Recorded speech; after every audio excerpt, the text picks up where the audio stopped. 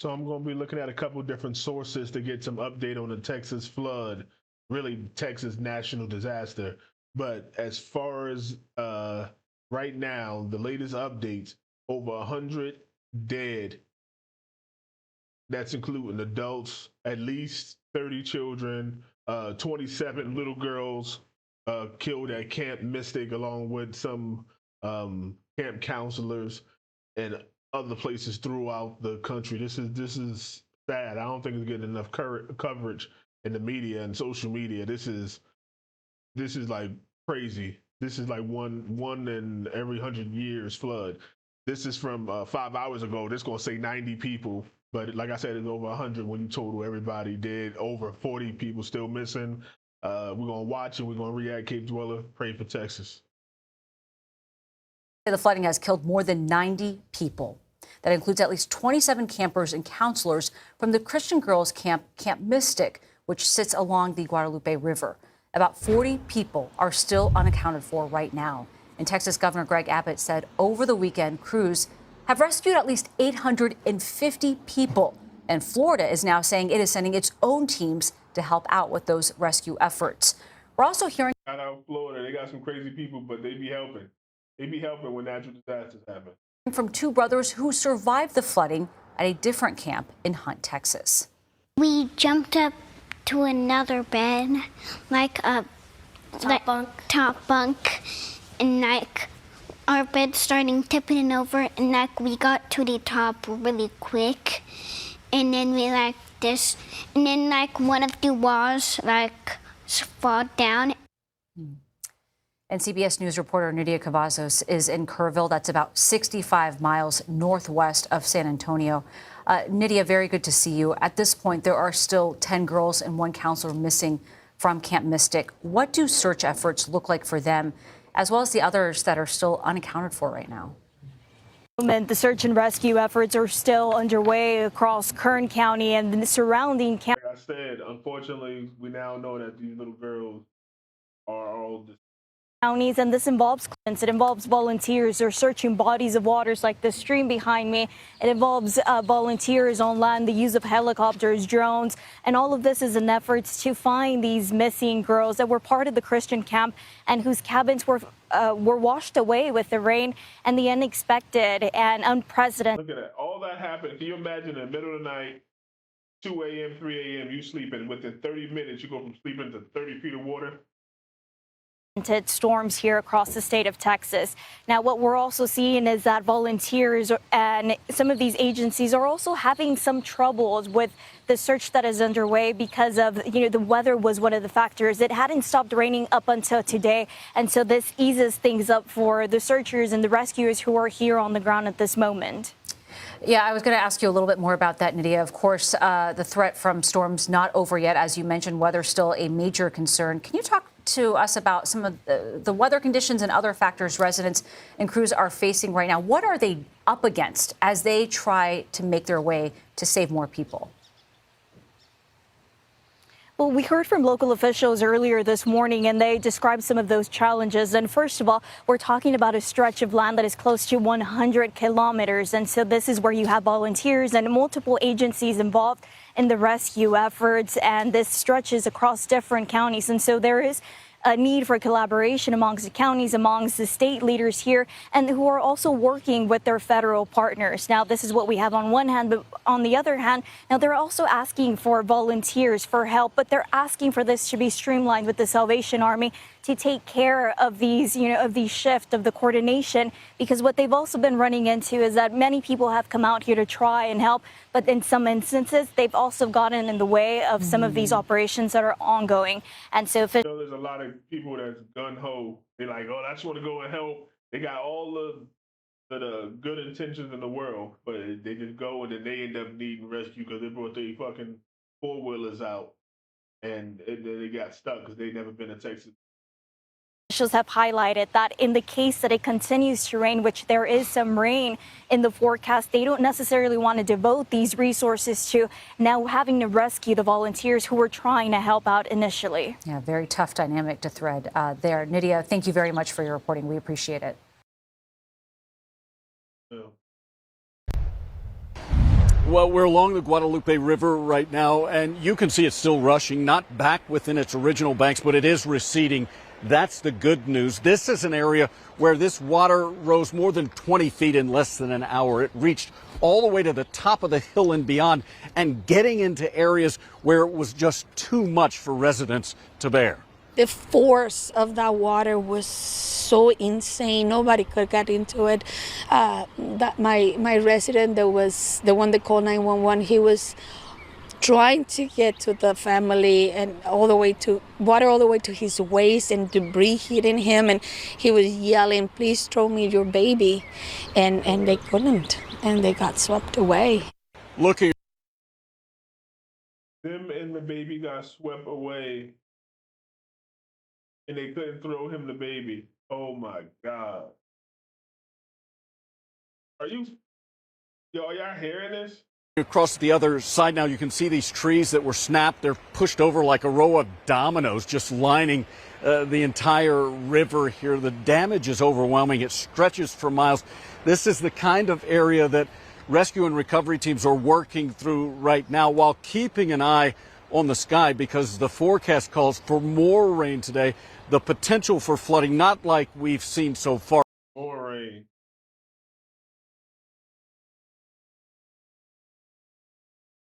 Good story. Libby Evans Fuller and Doug Fuller, they survived the flooding in their hometown of Ingram, Texas. Thank you both very much for joining us this morning. Libby, I'll start with you. If you could just tell us, how are you doing this morning and where you're finding shelter right now? Right now, we're at my in-laws on an air mattress, but we're safe. I hear that too, Karen, but I think it happened. They said in 30 minutes. They said it was like no sign that this was supposed to happen, and within 30 minutes or an hour, boom, they underwater. Like I'm not even sure if they can get all the kids up, dressed, on the bus, and out. Like they would have been caught in the school bus. The water would came. Whoop. Now the school bus taken. It would have been on top of the school bus. Now they're in the school bus drowning. Like they were in in between a rock and a hard place. I don't know, but I get it too. It's like, damn, they didn't see this. Like once the water started, we don't even know what they did really or where they was. They could have tried to go and the bus stopped. They didn't. I don't know if they reported how they died or where they died. They could have been on their way to safety, and I mean something happened. But damn. 27. I'm doing good this morning. This out here is the closest I've been back to it since Friday morning when we got ripped out of our house. Let's talk more about that, Doug. I understand. I mean, you were essentially swept out of your home. Walk us through exactly what happened and the amazing thing you did to survive. Well, it started about 4 a.m. and it had been raining a little bit, and I went to go just see how the weather was doing, and at about midnight there was a motorist on a motorcycle who stopped in to ride out the storm, and I wanted to see how he was doing. And when I got out to the parking lot, we could hear the river, but we couldn't quite see the water yet. When I got back to the house, I noticed it was coming up into the parking lot. I went inside to wake my wife up and tell her we might get some water damage, thinking that maybe our floor might get damaged. And they didn't even think about that. Like he was just thinking about the floor might be damaged. Like, damn, it's a lot of water. It's an inconvenience. It wasn't thinking the house is about to be under. And by the time she was done getting dressed, I was watching our car float away. And so fast. Right there, perfect. He just said he's not at the camp. He's up, a grown man just sitting there. The water's rising. Like, damn, we might get some water damage. And then he go tell his wife and say, hey, come look at this. We might get some water damage in the kitchen. By the time she get dressed, get to it, boom, the car floating away. So imagine this as a camp counselor, same way. That's crazy, right?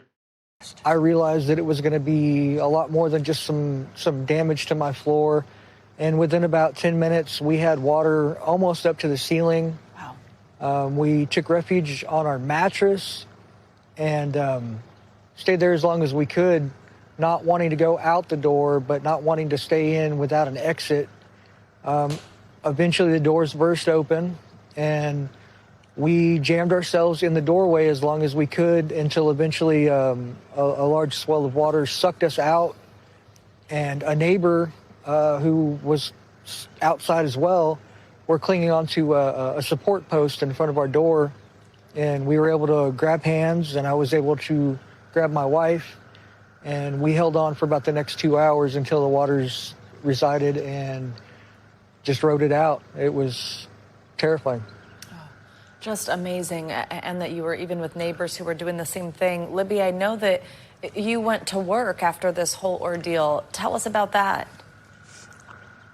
I did. Well, I was actually supposed to work a double on Friday, and I was looking forward to it because it was the 4th of July. And, of course, couldn't all this happen in the morning, but I had We're at a hospital or something. had my father-in-law go by work. They had taken that once we got out, once the tow trucks got us to the fire station called the ambulance for me. We called from my in-laws from the hospital, and I asked them to go by my work and let them know I wouldn't be there today. I was at the hospital, and because I didn't know if they were going to be open or closed or what. And I tried we got home from the hospital. I tried to call work, and they weren't answering. It turns out they had closed. But the next morning, I got up. We went to the Walmart and got me some work clothes, and I went to work the next morning and prepared to work that double because I was scheduled to double again. And I walked in, and nobody expected to see me. I had no idea that there were missing persons stuff going on. I had no idea about any of it. We lost the phones. So I had no idea. But we got there. My boss was like, "What are you doing here?" And it was amazing. We got to take food to first responders. It was great. And I just worked. Story, she got to work. She probably worked in a diner or something. She was able to help deliver food, but this tell me like this is the extent of the storm. This is affecting paycheck to paycheck people, 9 to 5 working. She was scared she was gonna lose her job if she didn't show up to work. Like the normal person would be like, "Nah, I ain't what doing that." Not a normal person, but somebody in a better financial position would be like, "Nah, hell no, I don't give a hell if they open." My house just got swept away. We almost died. She was afraid that she was supposed to go in, even after a near-death experience. Still went in. Let that sink in. Don't let that go over your head. Through because, we need my wages right now, and it really, I didn't know how we were going to make it if I didn't start working back immediately to rebuild. What were we going to do? That So says I so just much. went, and it kind of kept it off my mind. That says so much about the spirit of the area, too, that not only did you go to work, but you went to help the first responders who are all trying to make a difference there. Doug, we only have a few seconds left here, but this is the first time you've been back to the scene. Just what goes through your mind when you look around you right now? I'm really thankful that we made it out, because there's a lot of people that didn't. And the death toll will probably rise, and we might have lost the house and the car and all that stuff, but we still have each other. Exactly. If you poor, you know love is all you got. If you rich, maybe you worry about the antique and the silver spoons and the forks and grandma's jewelry box. But if you ain't got nothing, you just glad he lived. The amount of parents that are affected by this is like 30 children died at least. Kids, 27 at that camp, and I know the one guy was looking for his daughter who was visiting from college, and he found a 10-year-old on the ground. I count at least 31, 32 kids that I've heard about. And that's what's worth all of it right there. This is my rock right here. And that's what keeps us going. And hopefully we can help somehow give back. My father's out there right now with the cleanup effort, and those are the real heroes. Those are the guys that are rebuilding, those guys and the first responders. Libby and Doug, we're so happy you're okay. Amazing to hear you so quickly after what you've been through, talking about helping other people. We appreciate your time this morning, and we're praying for your community. Thank you. The comments say you can't believe she went back to work. This woman is running on grief and shock. Yeah. Capitalism, the American way, got the medical bills to pay, child's mouth to feed, a couple of huge near $100,000 car loans. So isn't the average car loan like $700 in America? Kind of sickening that even all the money is still most stored when you're there, sweet money, all that. Sometimes the help, where's all the money those found? President Trump got to move. He got to move right now. He got to get the. Hey, see how fast you got the National Guard to LA? You better get them to Texas. State of the country when a poor woman who was swept out of her home needs to immediately go back to work double shift to get by. I'm telling you, think about that shit. I know I'm like, I know I was gonna be the only one to catch that. Like, you went to work? This is crazy. Look at this. 6 minutes ago. And good evening. We come on the air tonight from Texas's hill country. Just below us is the Guadalupe River, and you can see the destruction it carved out in parts of central Texas. Down there is where the river stands tonight, and we wanted to show you how high it rose, more than 30 feet, even higher from where we are broadcasting live tonight, wiping out everything in its way. And today we were with rescuers digging into mangled cars, caked in mud along riverbanks, crews setting out on airboats and diving into the river, all trying to find signs of life. Survivors trapped, airlifted from their homes to safety. You see it right here. The destruction immense. You can see bridges wiped out completely. And new videos showing the quick rise of the nearby Llano River. This in under an hour. Look at that water rise. Camp Mystic. Did y'all see that? How fast that rose? You can see bridges wiped out completely. And new videos showing the Look at that. Quick rise of the nearby Llano River. This in under an hour. Look at that. Fast. Don't just look out like the how much water, the volume. Look at the speed. Look how fast that water's going. It'll knock you away. Imagine those little girls in that camp cabin, or an old lady or old man or something. They can't hold on. That water will take them. Dogs, cats. Water rise. Camp Mystic grieving the loss, and this is hard to say, of 20. Exactly, Garrett. 7 minutes. Come on, 7 minutes. You gonna get 27 kids up in 7 minutes? I don't know. And then even if you do, where you going? Where you going when that water hits you? When that water hits you, where you going? And new videos showing the quick rise. You and 27 and little girls in the car right now going, boom, this water hits you. Now you got dead in the car. Of the nearby Llano River. This in under an hour. Look at that water rise. Camp Mystic grieving the loss, and this is hard to say, of 27 campers and counselors. You can see the heartbreaking images, the high water. Holy shit. Look how that water went up to the window. That water went up to the damn window. RIP to these kids and these families. That is crazy. You just want to stare at it. It's just haunting. Look at that. All the pink and the bright colors. They're having so much fun. Water line inside the cabins where children slept. Muddied mattresses, stuffed animals and trunks all left behind. With so many holding out hope, more will be found alive.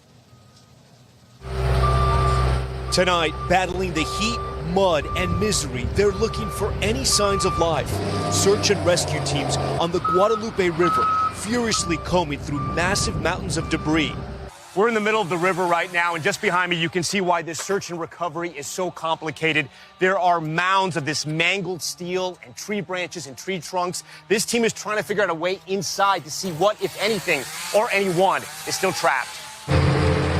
An all-out search for survivors by water, air, and horseback. All over this area, you see homes and trailers and RVs with this giant orange X. It means they've been searched. We hope whoever lived in here got out, because you can see what the river water did to this, flipping this entire RV over, destroying everything inside. Volunteer firefighter Wyatt Kelly has been at this for days. What kind of things have you seen out here? Unthinkable things. I mean, there's things that no one ever would have thought they've seen in their lifetime. So many people were in their beds, fast asleep, when the floodwaters began to rapidly rise early on the 4th of July.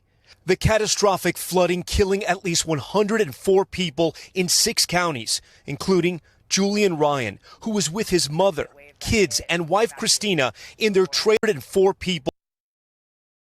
104 in 6 counties.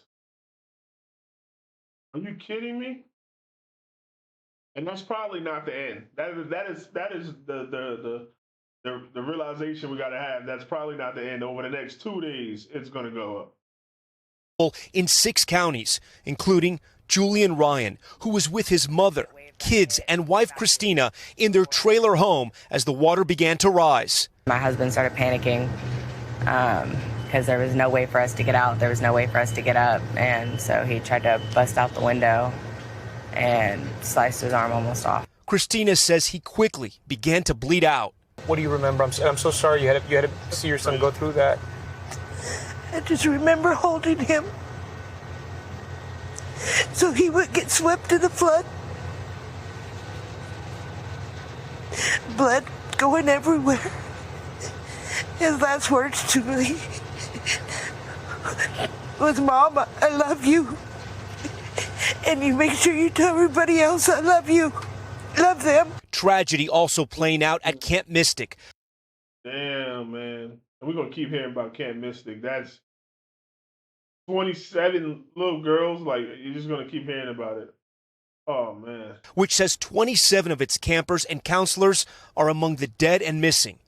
Hallie Thompson's 10-year-old daughter somehow managed to escape from her cabin. My daughter grabbed onto a tree and grabbed the hand of her friend and put it on the tree. And so one by one, those girls came out and found anything they could cling to. Hallie and 4 other family members were nearby. Their cabin was also surrounded by water. She says their neighbors saved their lives. It feels wrong or strange to feel how grateful that I am that we're all alive while we are still waiting for word about friends' daughters. And while we have received word of the friends' daughters who've died. Lila Bonner, Sarah Marsh, Janie Hunt, Eloise Peck, and twins Hannah and Rebecca Lawrence, just some of the young campers whose lives were cut tragically short. That's crazy. Look at these little girls. Do a moment of silence for these little girls.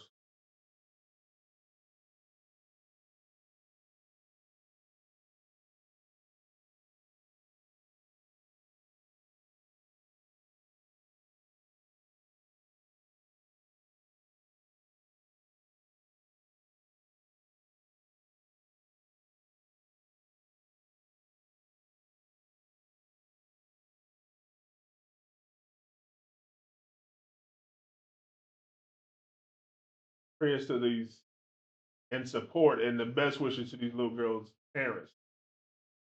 The strength to go on. Just some of the young campers whose lives were cut tragically short. Kellyanne Littall is still missing.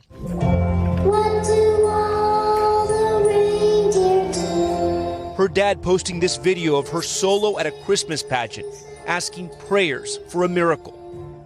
You can see the flood's devastating toll on the century-old all-girls camp in these images. Look at how high the water came into the cabin. The floodwaters tossing muddy mattresses from bunk beds. This pink trunk with the name L flipped on its side. A stuffed animal left behind. A camp nurse posting this haunting video of some of the little girls singing as they evacuated. The Lord of love has come to me. The 4th of July holiday brought many families to the cabins that dot the river's edge. We don't know everybody who was here, so we don't know everybody who's missing. Could be even worse, you're saying? Yeah, it will be worse because we don't know everybody who's missing. Joe Herring Jr. is the mayor of Kerrville. Took me completely by surprise. I'm sad to say I didn't know. If there was any way on God's green earth that we could have warned people, we would have done it. Oh, wait, they knew for a week it was a storm system building up and it was a flash flood. But we did not know. 13-year-old Blair Harbor and 11-year-old sister Brooke were there spending the holiday in a cabin with their parents and grandparents. Their bodies were found 15 miles down the river, together. Their school wrote a, quote, powerful symbol of their lasting bond. Their parents survived, but their grandparents are still missing. Oh, they got swept away from their parents. Can you imagine the survivor's guilt? The parents survived, but the two kids got swept away 15 miles. The heartbreaking loss of life, there are also remarkable stories of survival. After this woman was swept 20 miles down the river, she clung to a tree for hours until rescuers and boats were able to come and save her. In some good news. There we go. Come on. Hunt, Texas, Diana Smith says she woke up to find her house surrounded by water. Open the front door and it sweeps both my dogs different directions, and I'm panicking, thinking, now what the hell am I going to do? She says she called 911, but no one came. I said a prayer when I was standing on my porch. Both my parents are deceased, and I said, Mom, Dad, God, help. She managed to jump into a kayak with her dogs, paddling to safety. 11-year-old Kaylin Kubina was at Camp La Junta, 6 miles from Camp Mystic. We looked outside and we just saw like an ocean out there. It's just like completely destroying everything. There's people in it. Oh my God, there's so many people in it. This cabin appeared to float away in the floodwaters. Still, the camp says everyone was able to evacuate to safety. People inside of the damn house as it's floating down. Can you imagine? There's people in it. Oh my God, there's so many people in it. This cabin appeared to float away in the floodwaters. Still, the camp says everyone was able to evacuate to safety. We saw like whole cabin just floating down, and that's when we knew like things were getting actually real out there. Like we were starting to realize that this was a real natural disaster crisis. We were with the Alvarado family as the reality set in. Their 2 daughters were in this RV when the river surrounded them. These are the images of what they saw outside of their windows. We couldn't see through the water, but we could see the currents moving, and it just kept going. Like there was no end to it. Their dad came to their rescue along with a neighbor, pulling the girls to safety. Brooke, the oldest of the 2, looking down at the river and realizing how some girls just like her weren't as lucky. When you guys heard about all the people that didn't make it, I mean, what was that like? I mean, to know that like you were right here. It hurt. I'm sorry. It just sucks that a lot of people just lost their lives, but it's really good to hear about the people that are getting out and stuff. So many stories just like that all along this river. And as you heard the mayor say there, so many were taken by surprise. The question tonight, why? And what could have been done to prevent so many lives lost? Ryan Chandler is also in Kerrville tonight along the Guadalupe River banks. And Ryan, the river that everybody loved turned deadly so quickly. What are you hearing from residents on just how fast this turned for the worst? Yeah, Tom, one woman here told me as late as Thursday evening, with flood watches in effect, people were getting ready to celebrate the 4th of July at the park along this river. Just hours later, it would be completely underwater. People, like, they didn't realize how fast that was going to happen. They thought, like, it was going to, like, I don't know what they thought. I just imagine for them to do that and still be there with flood watches, they had to think, like, hey,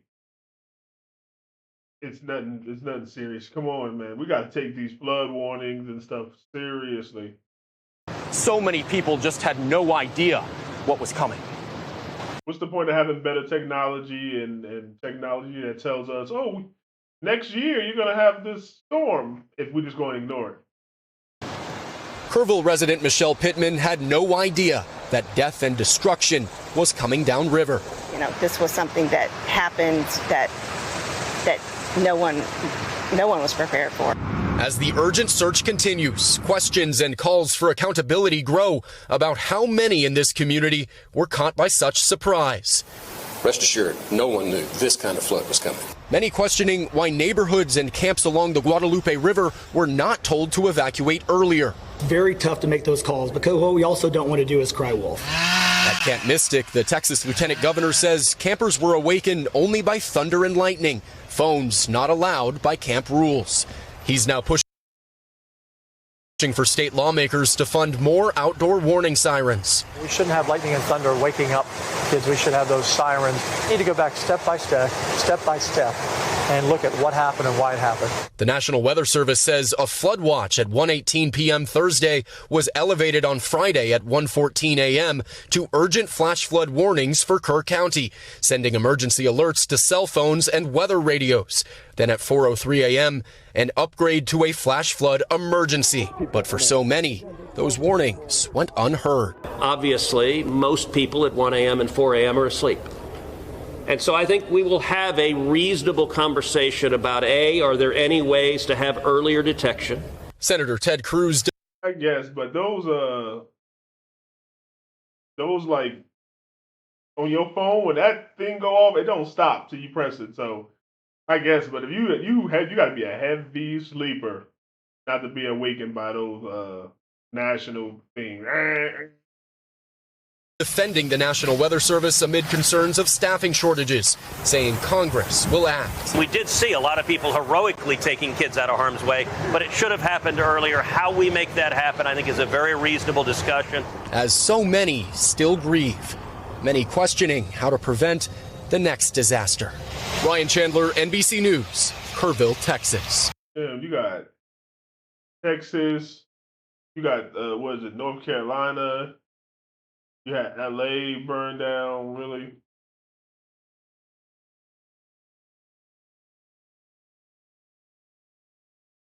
What else is Tonight, search and rescue efforts.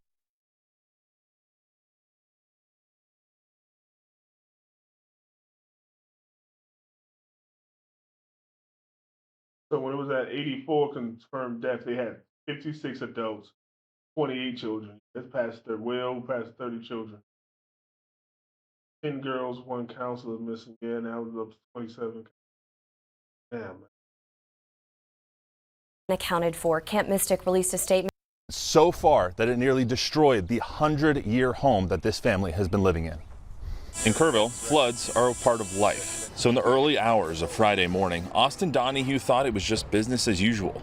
Heard the water, not uncommon being on the river, and I went and ate a piece of pie and drank coffee. But it didn't take long for that pie to turn to panic. I knew it was something abnormal when I saw at the level it was at, a house roof come by and a car. Never have I ever seen it this bad. Nothing transpired, nothing ever occurred to where it was a wall of water as the magnitude as it was. And in the panic of trying to leave the house, Travis's mom slipped and fell and broke her shoulder. She had surgery Monday morning. And I didn't think it would ever happen to us. But oh, God, I think at least she lived in Jesus. I thought she was tripped and fell, died. Oh, God. Fast recovery. Of course, you never know. Yeah, it's just devastation. The aftermath is just that, devastation. The antiques, the family heirlooms, the house that this family has made a home over the past 100 years, destroyed in a matter of moments. Just having to go into your house and, see, walk on things you love and hearing them break, not being able to see anything, and it's just total loss as to what the problem is, and it's a shock at the time. But in the face of tragedy, community always shows up to fight. Volunteers from the family's church brought food, water, and helped clean up the devastation that the floods left behind. It means the world to me. It touches my heart. When people come together, it's amazing. I feel the Lord coming through everybody, everything that's happening. Now, even while my photographer Colton and I were here at the home today, they offered us a plate of food too, and it's that type of kindness that gives the community. Shout out to Texas. Had my house been there now, it would not have survived. The fence, I've got some fence left back over here by that hill. Everything else was either severely damaged or destroyed. So starting this afternoon, I actually have heavy equipment coming in. We will start dozing out all that fence. Right over here, do you see the 2 people standing next to the white truck? Yes. That's where my gate was. And that gate withstood with no problem the floods of '69 78, 87, and 02. No problem. Not this one. My gate's gone. My gate is completely gone. Look how, it's twisted. Right, into the tree. It is. It is. That's crazy. Can you be in a place that flood that often that you ever withstood the flood of 69, 72, 87, 97, 02? Like, damn. Right now, what we need are people to pray for these people, because I personally, I can't imagine what it's going through to not only know that your child is deceased, but they can't find it. They can't find them. Siphon says, yes, there is a lot of damage here, but they will rebuild and come back. That's true. Some people like that thought of like the kid don't get a burial. Like not only are they deceased, but they out there somewhere against a tree, a post, under a car, somewhere that the storm took them. Response and weather alert systems in Kerr County. News 4 San Antonio's Jay Avila spoke to officials there in Kerr County. He joins us with the very latest tonight. Jay spent her life helping kids. It's also believed Eads and her husband were spending the holiday weekend together along the Guadalupe River. UTSA says there is also believed to be 2 UTSA students who are still missing from those floods. And for more on what they went to the river during a flood warning. Come on. we know about the victims and those still missing. Let's get to Emma Allen with the live. Beaumont and is set to start 3rd grade in the fall. The school posting on social media saying they lift up Mary Grace as well as others who are still unaccounted for, the victims and first responders, in their prayers. The St. Anne Catholic Church in Beaumont will hold a prayer event tomorrow at 6 p.m. in honor of the victims and those missing. And Robert and Joni Brake, a couple from Abilene, are still missing after the flood. The couple was staying in a cabin for the 4th of July holiday, visiting their son who lives in an RV near the Guadalupe River. When floodwaters hit the area, family went to check on the Brakes in their cabin, but it was washed away by the time they arrived. The son of Robert and Joni asking for prayers and hoping for the best possible outcome. We were told this was the couple's first visit to Kerrville. That is the latest. Damn, they come and visit their son. They're in the cabin thinking, oh, we safe, just stay in the cabin, we got it, it's gonna pass. And then the whole cabin go. It's from the live desk. Well, tonight we are also looking at the flooding in other parts of the state in Williamson County. That's going to be north of Austin. 2 bodies have been recovered there. In Burnett County, which is just northwest of Austin, 4 deaths have been confirmed. In Travis County, 7 people are confirmed dead. The community of Sandy Creek has also been hit by the recent flooding. One resident, Auburn Gallagher, says she's doing everything she can to support her neighbors. Her community has nothing, she says, and they're almost cut off from the rest of their county. We had no warning. Nobody notified us. 2:30 in the morning, people that could get out came to this parking lot. Nobody was here. No firefighters, no police, nobody. We did not see Travis County sheriffs until 10 o'clock the next morning, who were rolling through and saying, you all need to evacuate. Their local churches. What the police gonna do? I mean, it's like, I mean, Mother Nature is like an alien came down. What if an alien spaceship, UFOs come down and start attacking people? What the police gonna do? Hey, I need to get out of here. They can't do nothing. They can't fight a storm, so they would just, hey, get out. Get out. They were warning. Serving as a distribution point for water and other supplies that Gallagher and other residents have been able to. Running out of space for all of the donations that they're receiving. Hundreds of cars lined up to donate. They're running out of space.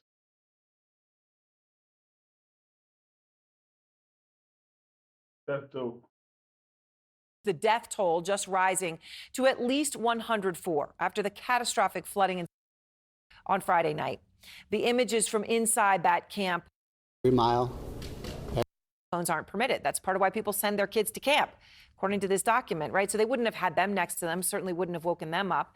Isabel Rosales is out front live on the ground in Center Point, Texas. And Isabel, at this point, we've got these warnings again for tonight of the possibility again of heavy rain, flash. People still here at this point.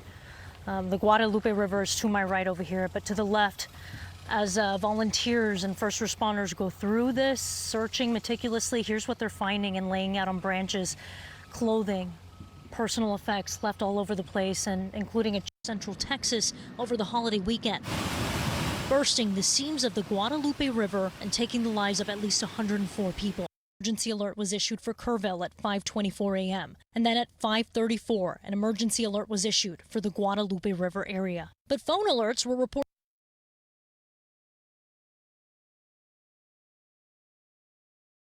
I don't know. I feel like if they were close to that river and they were camping next to it at 1:14, first emergency alert issue, Kerrville, maybe they should have got up. The councilors probably had their phone, sure. 4:03 warning, flood emergency warning issue. They should have been up. They should have been up. It should have been about 4:30. By 4:30, they should have been out of there. Yeah. All these emergencies should have been just a precaution. People got complacent. They won't be complacent no more. Something like this got to happen. And now, the first time they get that emergency issue, boop, boop, nope. Parents, if we get an emergency while we out here, the first time we get if it's a warning of an emergency, we're not gonna move. We're gonna keep everybody on standby. Make sure all their items are in the suitcase just in case. But at the first sign of the first emergency alert, we're gonna get up. We're gonna come far away. We're gonna meet at this place. Come get your kids. Y'all should already be there because y'all getting the same alerts. And y'all should already be there with the kids. Take them. Boom, boom, boom. That's what's gonna happen from now on.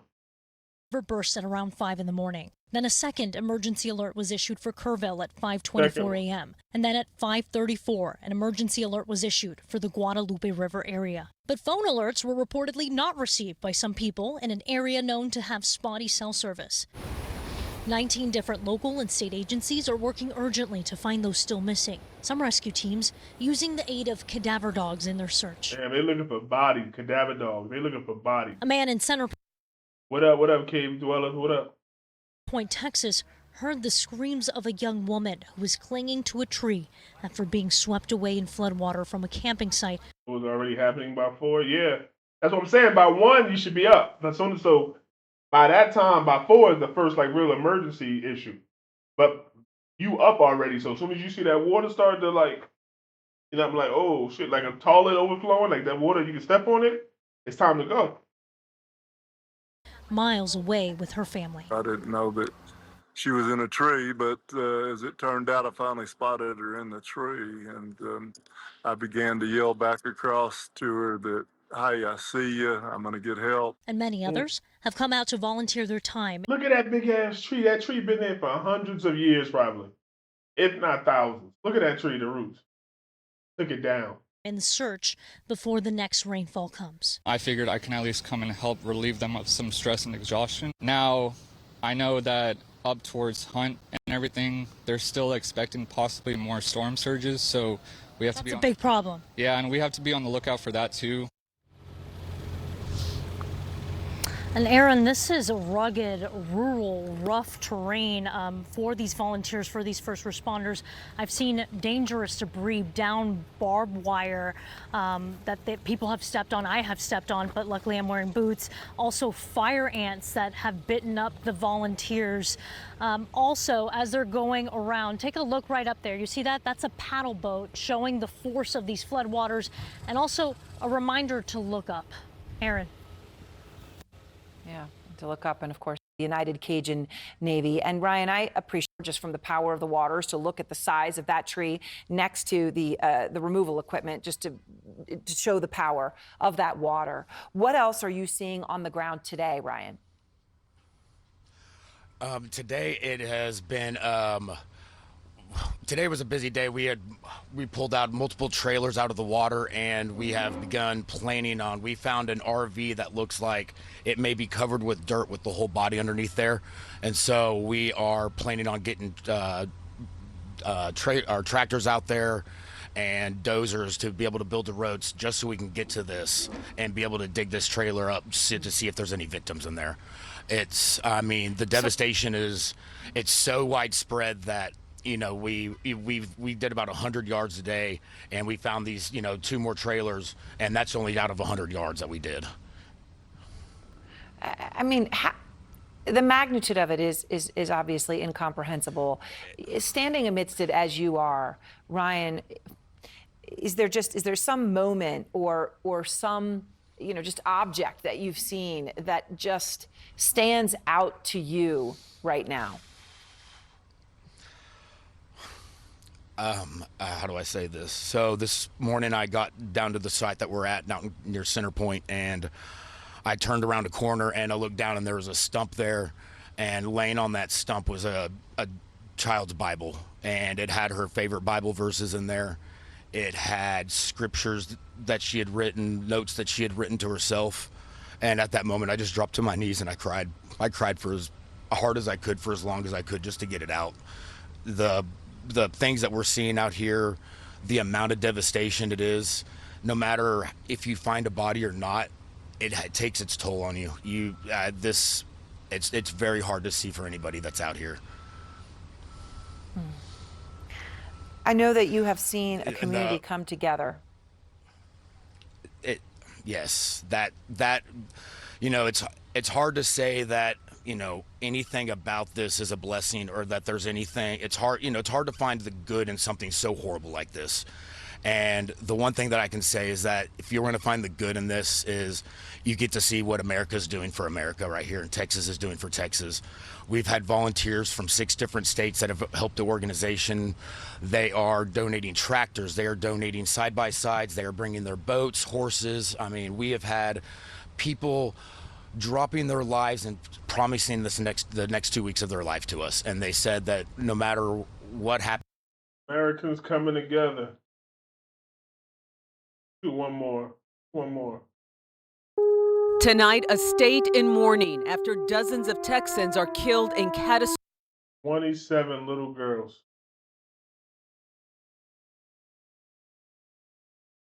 floods.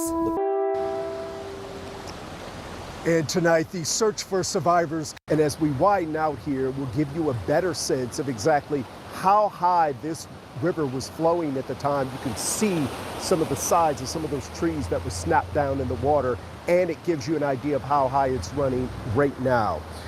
We know that search teams are still out there. We have seen them all day. They are not giving up, and there is still a desperate search underway for any possible survivors. In fact, Brittany Moncrief just spoke with one family, hoping search teams can still find their loved ones.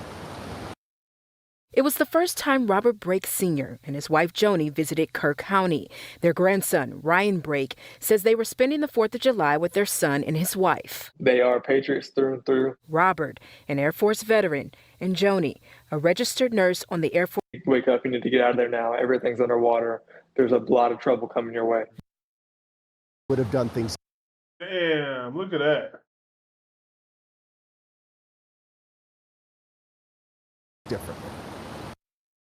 Every flash flood warnings again later this year. City and county officials to use every available resource to expand the early warning system. Damn, they ain't got like in Jersey when it's a snow day, like the fire department sound the big ass alarm. They don't got that? She says with the world watching, Texas has to address this issue with urgency. They have to take a hard look at where can we find this money, but it'll absolutely be top of mind, I think, for our legislators. And if it isn't, there's floods, a natural disaster. There's something really wrong with them. National.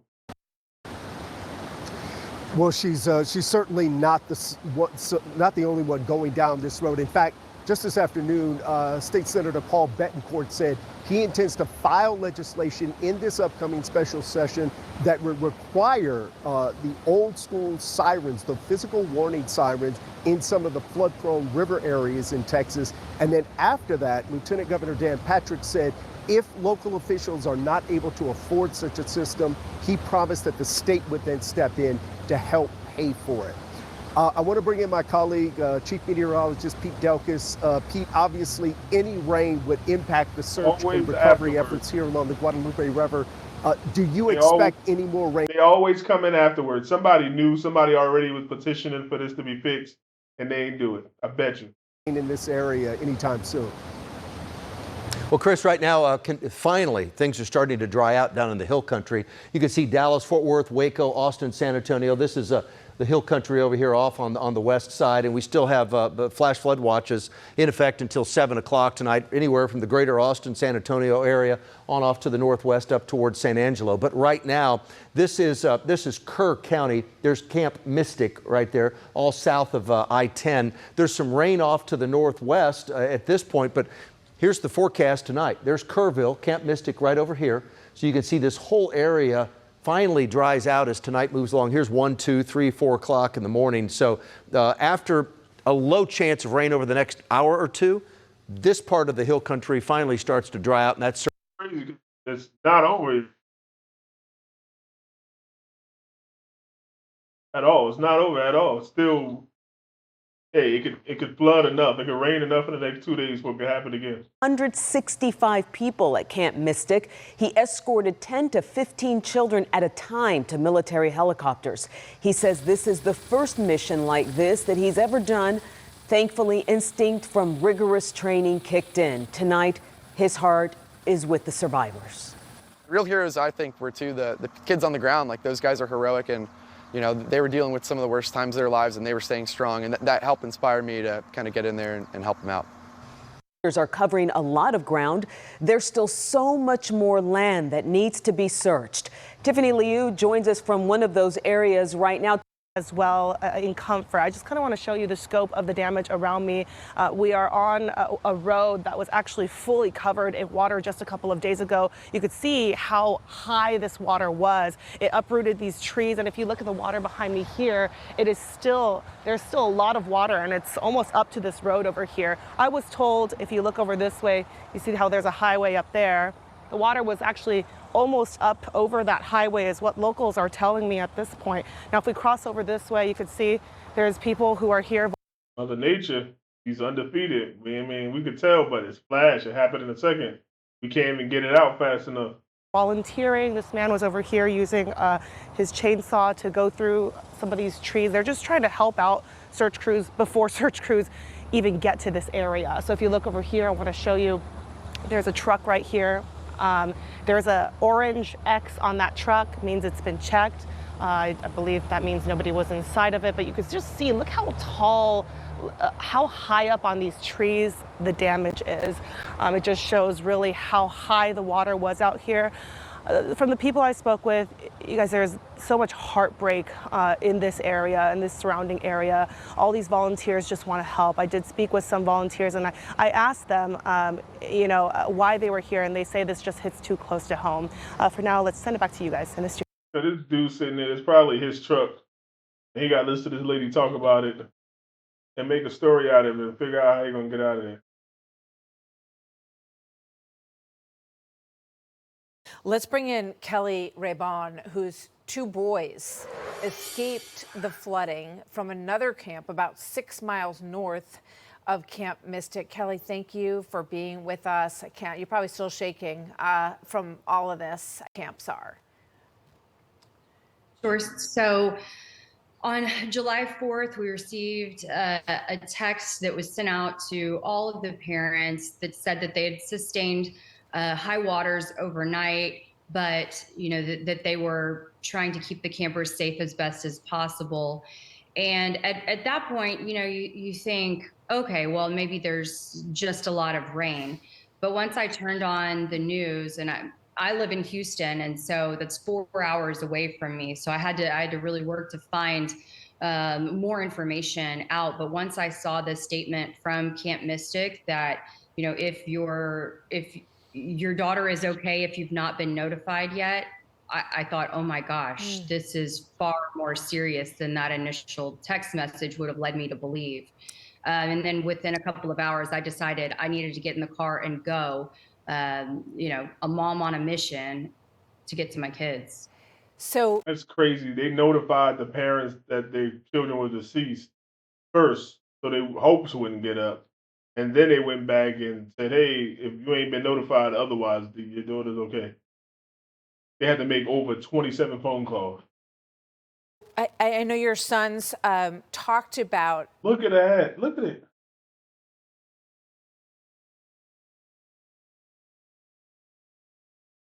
Can you imagine an 8-year-old or 10-year-old, however old those little girls was? Look at it. It goes up to the trees. Tell us how old your boys are and their names. I know that, they've had enough of talking about this. And Brock, my just now 7-year-old, turned 7 2 weeks ago. This was his first time to attend camp. This looked like a bomb hit it. And, what they said was as the walk in, his brave camp counselors, who are really just kids themselves, college kids, they encouraged the boys to get on the first bunk and then to get on the second bunk. And before you know it, they were lifting the little boys up to the rafters to keep them out of harm's way. Shout out to those camp counselors, man.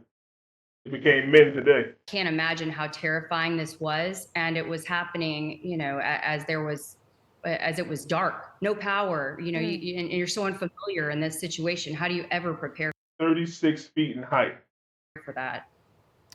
Yeah, we're looking at these charts. It rose 25 feet in 1 hour in the area of Camp Mystic. So how high were they on the top? How high was the water in the cabin? And then did they... Look at this. Compact car, 5 feet. Stop sign, 7 feet. Single-story home, 10 to 15 feet. Average traffic light, 20 feet. Kerrville, Texas, peak, 23.40 feet. Two-story home, 25 feet. You had to have been on the tippy top of your home, your two-story home, on the top of a church, the very top. That's crazy. So even if you was in a car or whatever, you still getting caught. That's crazy. How did they get out of there? And the Huntsville, Texas peak is 29 feet, almost 30 feet. Look at that water level. So my 7-year-old Brock, he said that the water was probably, he estimated about 3+ feet in his cabin. Now, he is still in a state of shock and kind of slowly processing what all he remembers. But he remembers it being at least high enough to break the window out. And the camp director, Scott, bravely came at the end to get them out of the cabins, pulling them down from the rafters and taking them to safety. Wow. Braden, meanwhile, was in a They had to back up because the water kept going up. higher elevated cabin. So I'm grateful that your boys are doing well. And So it looks like we're kind of seeing the same pictures now. So I think we got an update. Over 104 people killed. All the little girls at Camp Mystic killed. All 27 of them. Still missing about 40+ people. Oh, God. I keep saying it's the last one, but then it's like you just want to look up more. Like, what the hell happened? Start with Amanda Henderson, who is in Kerrville tonight. Amanda? Well, I seen this one, but this is I seen this one. Oh my. Well, the water, which you can still hear, came in extremely quickly, and trees were snapped like toothpicks. Families saying they really didn't have much time to realize what was going on. That includes Christina Wilson and her fiance, Julian Ryan. They were at their home in Ingram, about 15 minutes from Kerrville, when they say everything happened all at once. He died a hero, and that will never gone unnoticed. Through tears and shock, the family of 27-year-old Julian Ryan tells us the father, brother, and fiance died a hero. In the early Friday morning hours, floodwaters suddenly swelled into the home he shared with his fiance and mother in Ingram, close to the Guadalupe River. And it just started pouring in. We had to fight the door to get it closed just so that too much didn't come in. And we ran back to the room and we started calling 911. Julian's fiance, Christina Wilson, says after 20 minutes, the water was up to their knees. Julian punching open a window to try and get her, their children, and his mother to the roof. It severed his artery in his arm, almost cut it clean off. Christina says they kept calling 911, but no one came in time to save him. About 6 o'clock, my husband was dead. Damn, he bled out. I heard the story before, but I ain't never hear her say it like that. He just bust through the window with his hand, probably on some Superman, I'm gonna save my family stuff, and cut his arm. Yo, that's so crazy. You know, she going through all types of stuff. Like, part of me, part of him was probably like, as a man, like, damn, look, I'm bleeding now. I burst out a window. Like, in hindsight, it's like, damn, homie, like, pick up something. Like, everything that was floating in the house, everything destroyed, you could have picked up something. Did it with your boot or something. You bust open a window and cut your artery. I guess he was just scared and just went like, maybe the water was just flowing and he had to just act fast. But damn, you cut yourself and just put the tourniquet on, I guess. God, that's so avoidable. Lost all of it, all his blood. He looked at me and the kids and my mother-in-law and he was like, sorry, I'm not gonna make it. I love y'all. Christina says she found her fiance after the water receded, but his body wasn't recovered for hours. Now, loved ones remember the man they call a hero. He was the hero out of this story. Especially when they told him my brother is dying. They should have went to him first. I mean, that's how I see it. He's just the kindest person I've ever met in my life, and I will forever love him no matter what. The four stand together, saying more needs to be implemented to never let this happen again. All four of you, do you guys think that flood sirens would have saved lives in this situation? Most likely. Yes. Yes. They would have been, everybody would have been worried, what's that noise, what's that noise? We would have left, we would have went anywhere else. We have so many places we could have gone that were safe. In Kerrville, I'm Amanda Henderson, KHOU 11 News. When like the most devastating thing like in the world just happened. Like to just be that strong enough to just stand here. Her partner just don't go on in front of her deceased, died, bled out. She got to sit here and get this interview. I guess you want to like tell how much of a good man he was and what he did, I guess. Yeah. Doing his best, fighting to save his loved ones, not making it. One of the many tragic stories tonight. A final act of love. Okay. Facts. Well, cave dwellers, that's what you got, man. Man protected their family. God bless you and your family. He died a man. He died a father. He died a husband. May his soul rest in peace. May the rest of the people's souls rest in peace that have been impacted by the storm, that will be impacted in the future. May God, the universe, keep them wrapped in their bosom right now. Especially these parents. Let them think, let them be able to think clearly. If they got other kids, let them be able to, snap back for those kids and be right and don't blame themselves in any sort of way or anything like that, which probably going to be, harder said than done. Let me know what y'all think, cave dwellers, man. Yeah, this is a sad one. Let me know.